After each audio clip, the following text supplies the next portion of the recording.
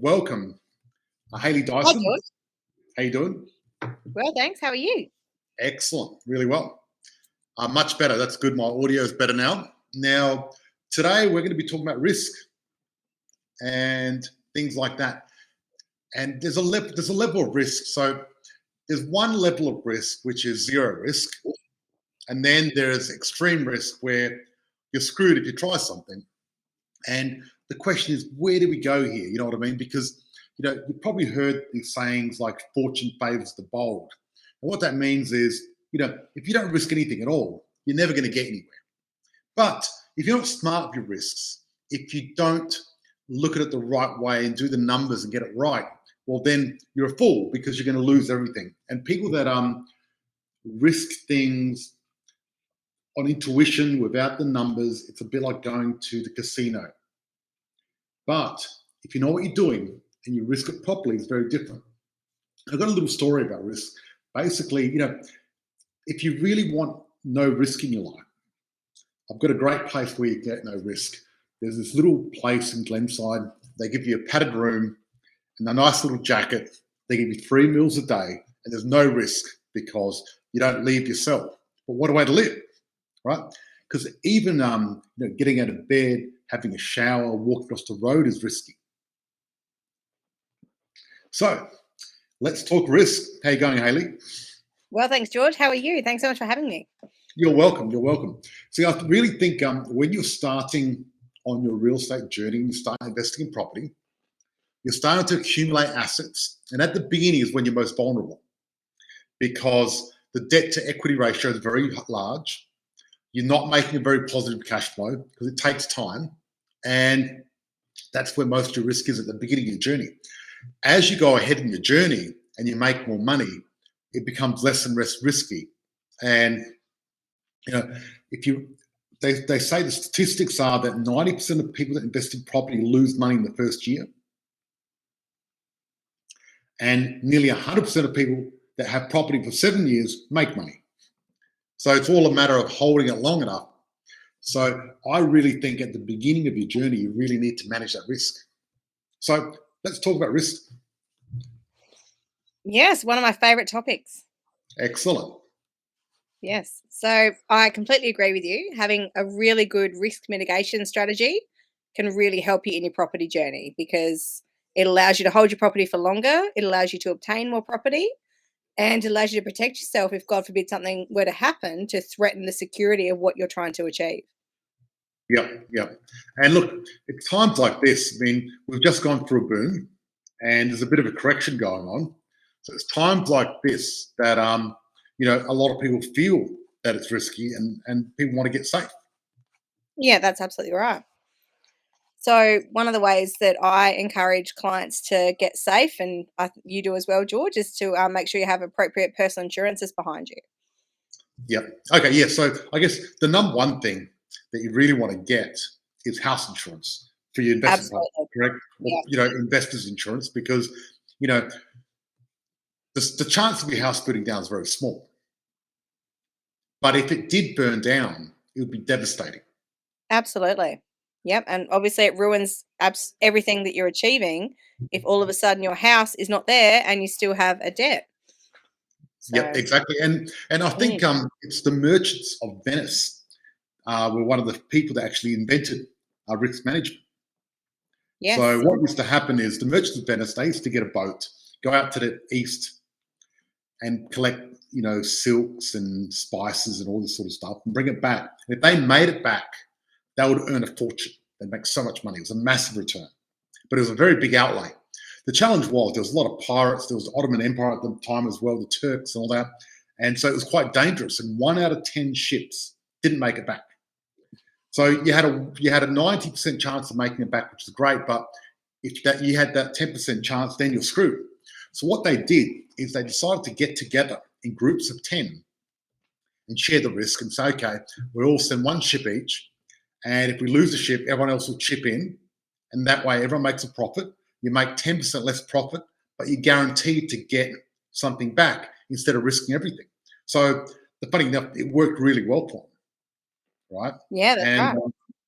And the other fascinating thing about insurance, I know this is I know this is in car insurance. I'm not sure about house insurance, but with car insurance companies don't actually make money on the insurance. They make a Yeah, I've loss. heard that as well. Yeah. Yeah.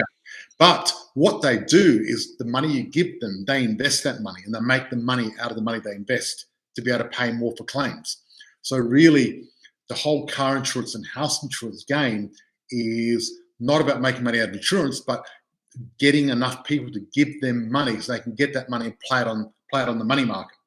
Because That's right, short yeah. term lending, when it's hundreds of millions of dollars, is quite lucrative, and they do it over and over again throughout the year. Yeah, So that's right. insurance companies, when it comes to this sort of stuff, and I don't know about life insurance, but I'd be curious about that. But I know house and car insurance, they're actually like a bank. You know, you deposit your money for your premium, and they have it for the year. And what they do with it is they invest it, and therefore they can afford to pay people out. Isn't that fascinating? Yes, that's right. Yeah. And then there's personal insurance, which we want to talk about. And Yes. it's interesting about personal insurance because I think it's going to change quite a bit in the future. And the reason being is the personal insurance industry, they have got the best statistics when it comes to mortality risks because they need to know what's the chance of you dying, Yes, that's right. right? And that's why they get a lot of people to fill out all those massive forms. They know, are you going to get sick? Are you going to die? What's the chance? And Yeah. they get statistics, lots of statistics, and they can predict when you're going to die. Now, the thing is, recently we've had a longevity explosion where people live longer. It's been happening for the last, thousands of years, especially the last 100 years. But at the moment, someone born today, they say will live to 120. So the difference is massive, and they haven't kept up with that. So that's going to be very interesting because at the end of the Yes. day, I suppose they haven't really updated their data, so they got less chance of paying out because less people are going to die. Yeah, so But one of the things obviously, they did recently to yeah, to address go. that was, Yeah. they changed the rules regarding income protection.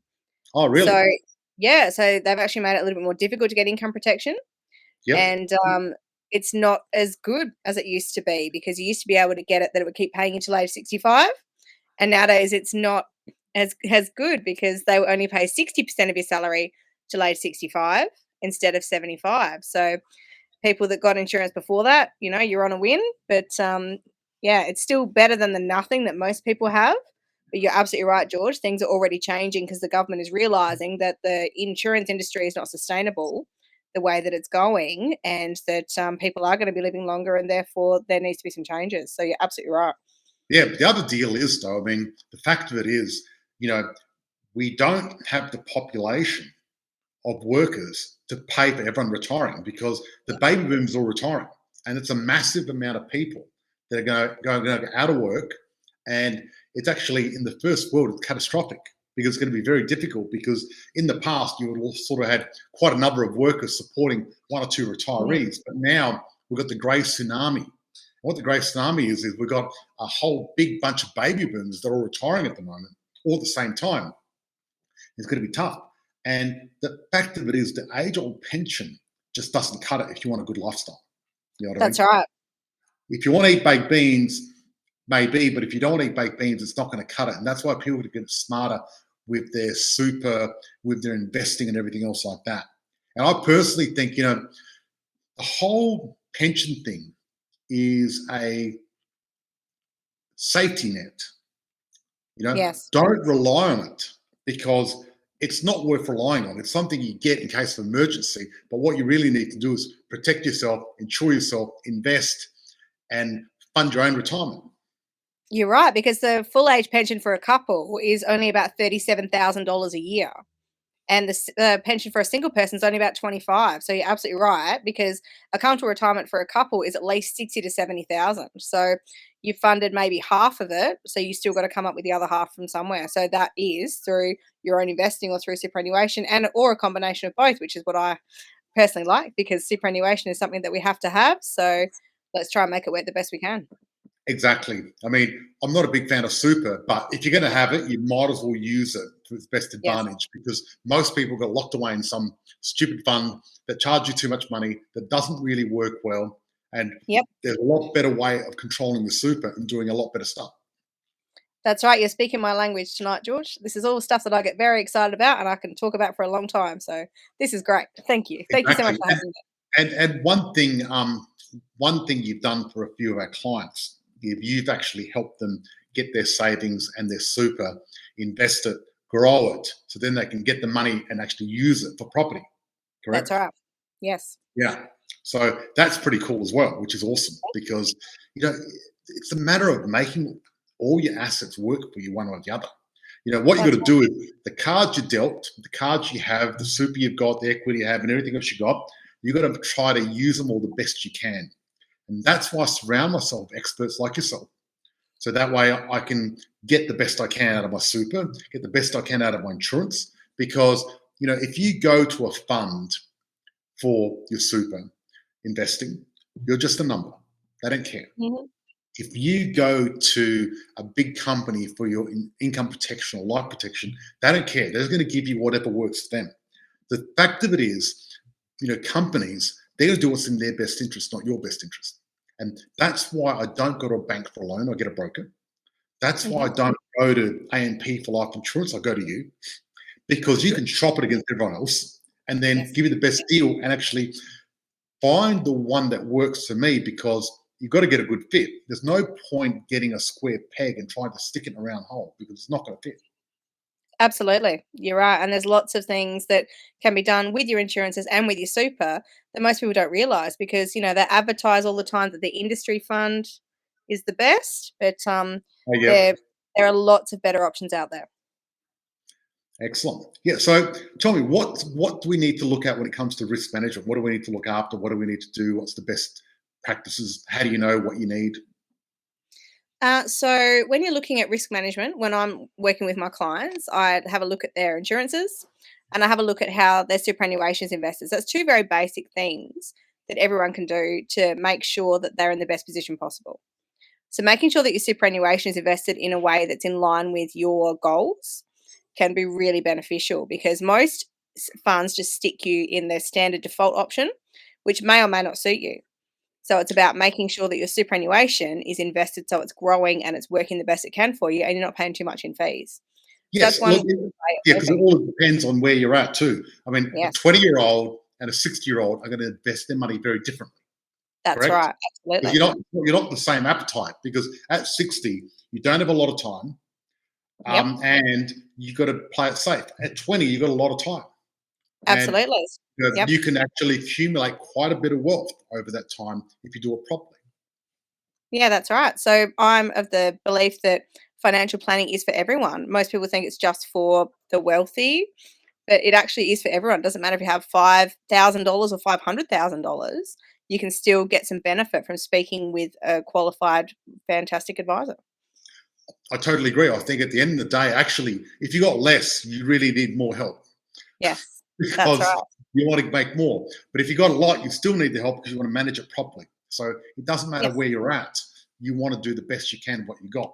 No point saying, right. "Oh, you know, I've got 40 grand. Who cares? Let's just not worry about it." You might as well do something with it. That's right. 40 grand's still a lot of money. There's a lot you can do with 40 grand versus just sticking it in the bank. And, a lot of people think, oh, as you said, exactly, it's not enough to do anything with, but actually it is. Yeah. So look, I'd like if anyone's watching, if you've got any questions, we're going to do a bit of a Q&A here at the end, because what we're doing is we're going to be going to our private group at around, let's have a look, I'll check my calendar.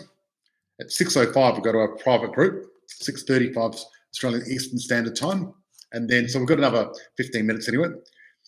Okay, here we go. Trent, if you'd like to read this question out. If you were starting out and had 150,000 in cash, what would the moves you'd make be in the current market? Well, you know what? It's actually a really great time to start investing because all the markets are really low. So I know Yeah, people are going, "Oh my gosh, I'm losing money, things are going backwards." But what it means is that you're getting in on the ground floor. You're buying when it's cheap. So you can get in on at right now and you can take advantage of all the growth that is coming. yeah. At the end of the day, Trent, the deal is to really know what you need to do. We need to know the bigger picture. But Yes. a good start is you've got 150,000 K.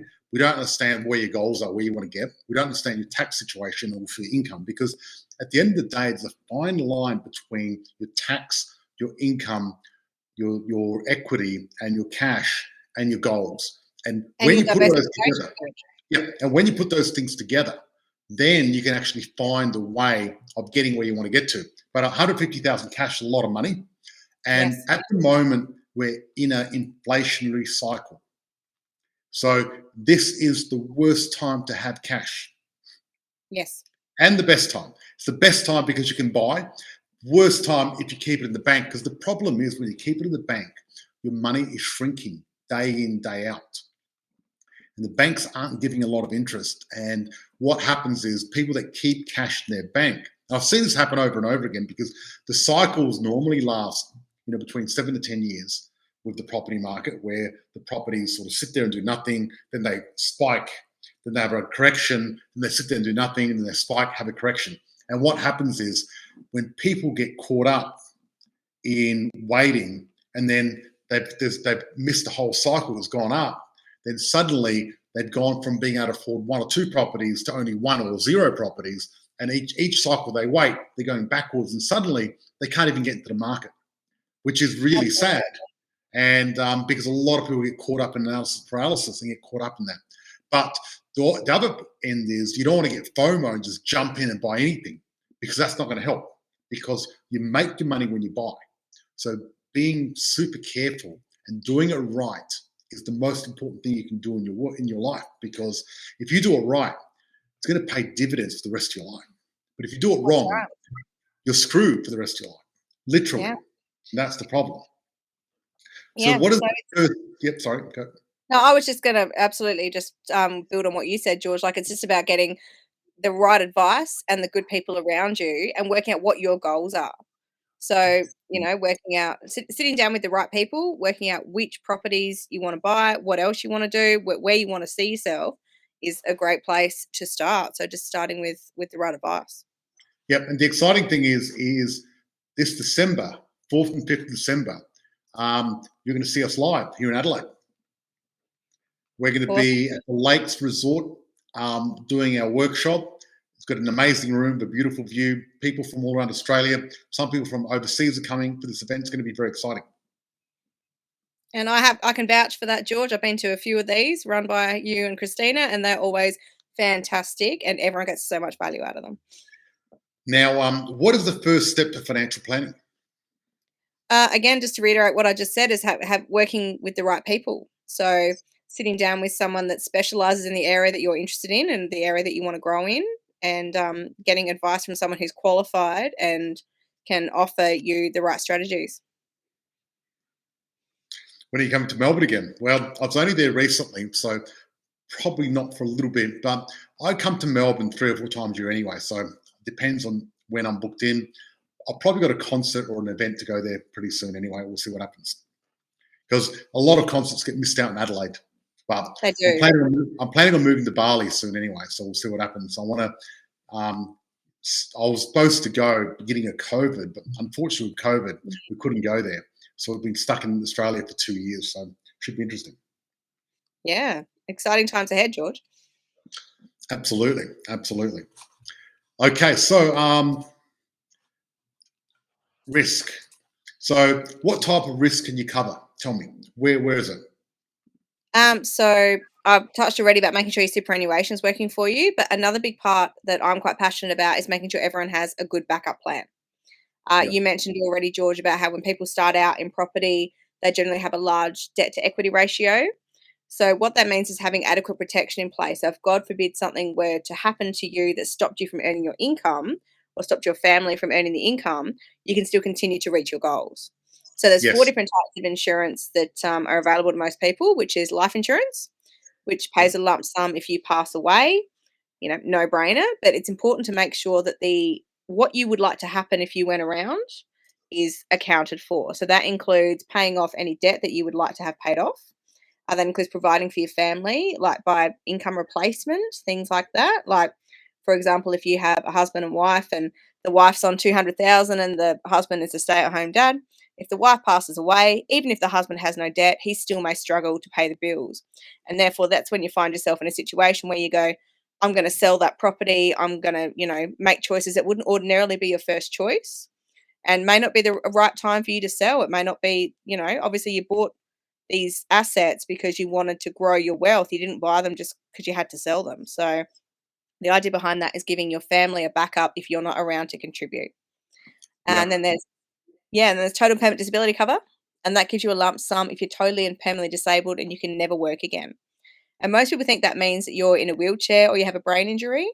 It might mean that you have a back injury and you can't do your job anymore, so you can't earn an income. So that provides a lump sum that can help you pay for medical expenses and pay for debt and provide for your family, the same thing. Yep. The income protection is very interesting, where Yes. they can keep paying your mortgage even if you can't work. That's if you right. hurt So yourself. income protection is one of my favorite ones, particularly for anyone who's, again, trying to grow their wealth, because income protection pays a portion of your salary if you're injured or ill and you cannot work. And that can be for a short period of time or a longer period of time. So I like to have it set up where possible that it kicks in after you've been off work for 30 days, because most people can get through about 30 days without it affecting their cash flow too much. And Mhm. after that, it continues to pay until you reach age 65 or until you return to work, whichever comes first. So that could cover something like a broken leg, that could cover a car accident, that could cover, something like cancer. You're off work for 2 years and then you get better and you go back to work. Or it can be something where you are never going to work again. And that can continue to pay till you reach age 65. So therefore, again, you've got income coming in, so you can still continue to work towards your goals instead of having to stop everything because you cannot earn an income. Yeah, it is worst case scenario because funny enough, I don't know if you know this, but back in the 90s, I did a little stint where I was selling life insurance, I did know that, George. and I was working in North Adelaide for the South Australian Soccer Federation Insurance Services. Long name and terrible name. When I'd ring people up, they're like, "Who do you work for?" Like Yeah. they could never remember. But Sasvis. But I remember there was a couple that were florists at Adelaide markets, and I was talking to them about getting income protection. And this is back in the early 90s. I think it's about 92 or 93. And they were going to get $150,000 payout plus 80% of the income or something like that. At those days, it was a lot better. Yes, that's right. And we did the proposal, got it all happening. And they're like, oh, we'll think about it. And I came and saw them. They're like, come back next week. And I was like, God, I don't want to keep coming back. I came back and I said, hey, are you ready? And he goes, I can't do it. My wife's dead. And I go, ha, ha, ha. How funny. And Mm, he looked at me like, no, it's not funny. Because I was like, I thought he was having a joke at me because we're talking about life insurance, all right? yeah. And unfortunately, she passed away during that week while they're waiting. And they had Yeah. 2 kids and a business. And he sort of broke down and said, look, I wish I listened to you because now I can't run the business. I need to look after the kids. And he was Yes. financially just screwed because he's going to Yes. lose the business, lose everything. And it was really tough. It was terrible. It was so sad to hear that. That there could have been such a difference if only a week ago we did that. And it's the sort of thing you get that you hope you never need. You know what I mean? Yeah. Yeah, That's right. And unfortunately, George, in my line of work, I've heard that story too many times. So it yeah, does happen. I've got a client at the moment who, luckily, I signed him up in 2021. They've yeah. come back to me and he has just been diagnosed with really aggressive multiple sclerosis. So he's Wow. only mid 40s. He's very shortly going to be confined to a wheelchair and not going to be able to work again. But luckily, we set him up with all the insurances. So he's going to have income coming in until he's 65. And he's got, a couple of million coming in really soon to be able to help him pay his debts and provide for his family, which includes young children and a wife who was only working part time. So, And look, yeah, that's going to make a massive difference to them. You know what I mean? Let's face it, yes, like huge. yes, Because otherwise, the financial part of this is going to be very difficult. It's bad enough having something like MS. What makes it even worse is having financial pressure and not being able to do what you need to do. Now, that sort of money, they'll be able to get the best treatment and really do the best they can, which is great. that's right. Yeah. And that, to me, I was absolutely blown away because I'm just like, wow, I'm so glad I met these people and I was able to set them up. So now money is something they don't have to worry about. They can just, as you said exactly, George, hit the nail on the head. they can just worry about his health and spending time together as a family while he's still well. Yep. So, So Trent's saying 47 of people that bought at the peak last year locked in 2.79 for 2 years. Wouldn't the best time be next year when they're suddenly hit with 5%? Lots of people over leverage. Look, Trent, you're talking about speculation here and trying to work out what people did and what's going to happen to them in the future. There's a lot of moving parts there, and it's very complicated and hard to predict. So what we're better off doing is looking at the market in general and seeing how the market behaves. And basically the property market goes up 5 to 7% on average per year, long term, and doubles every 7 or 10 years. That's a given. Everything else is speculation because we've got lots of immigration, we've got equity, lots of inflation, so that might balance it out. So it's very hard to single out one small part of the market and try to predict how it's going to affect the market. But it's very easy to look at the macro statistics and see how properties double every 7 or 10 years and use that to invest in property. So I really think looking at the macro is much better and healthier. Waiting to invest in property is not a good strategy because over and over again over the last 20 years, I've seen it happen year in, year out. People waiting and going, oh, I'm going to wait because of this. You know, after GFC hit, everyone's saying, I'm going to wait for everyone to go broke and then I'm going to buy. What happened? There was a big, massive boom. I remember when COVID hit, everyone said, well, I'm not going to buy now because I'm going to wait till after COVID. And then there was another massive boom. There's going to be another boom again. And if you're waiting, all you're going to do is miss out because the people that think it's going to drop and there's going to be a boom, then I'll get in after it drops, they end up missing out on the market, not getting anywhere. That's the fact of it. So not a good strategy. You know, a strategy to make money in property, the number one strategy in property is the number one rule. There's 2 rules. Rule number 1, don't lose any money. So you've got to buy the right thing at the right time. Number 2, don't speculate because if you don't have property, you can't make money out of property. And a lot of people that are waiting for that magic moment, they're just not actually investors, they're waiters. They just sit there and wait. And people that wait to buy property don't make money out of property. People that have got property make money out of property. well said, George. Timing the market is one of the most difficult things of investing. There you go. And that's it. Now, Warren Buffett, he didn't make any crazy returns at the beginning. He made very average returns, very, very average, 4 or 5% per year on average. But he was there for a long, long, long time, and he kept compounding his money. And he started, I think, when he was 11 years old. Like, wow. And even when he was 50, no one knew who he was. He was a millionaire, but that's all. He didn't become a billionaire till 59. That's when he got on the radar. So imagine if he quit early or if he speculated and waited till he was 50 or waited till he was 40, going, oh, I'm not going to invest now, it might go down. You know, he just got in there and kept investing. That's now, right. At the moment, there's going to be a lot of people that are going to hold off investing. And like Warren Buffett says, do the opposite, invest. A bit like at the beginning of COVID, there's a lot of people that held out. Our members got in there and invested. And I can tell you, every single one of our clients that invested over the last 2 years, they have made, 100, 200% return on their money in the last, 2 years, which is amazing. And it's 6:05 exactly. So we're going to have to end this because we have to go to our private group. Yep. Any last thoughts before we go? Someone just asked a couple of questions about financial planning. What should I look for in a financial planner? Someone that you connect with, someone that you feel you gel with and that cares about your goals and can assist you with the things that are important to you, and also someone that's well qualified. That's my last takeaway. If you want to work with a financial advisor, I advise it for everyone. Make sure that you work with someone that you think is suitable for you. Yeah. And what I've done is I've actually created a worksheet on how to choose a financial advisor. And what I'm going to be doing is giving it away for free. Type in #financial planning and I'll send you a copy and you can actually check it out. It gives you a little checklist and I use this myself. I've got a checklist for all sorts of stuff. And this is one of the checklists you need. And you can go through and interview a financial planner and see if they've got what it takes. Just type in hashtag financial planner. Thank you, everyone, for joining us. I really appreciate it. Hope you had a great Thursday night.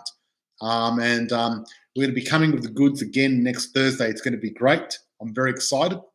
And we're going to go to our private group now. Thank you.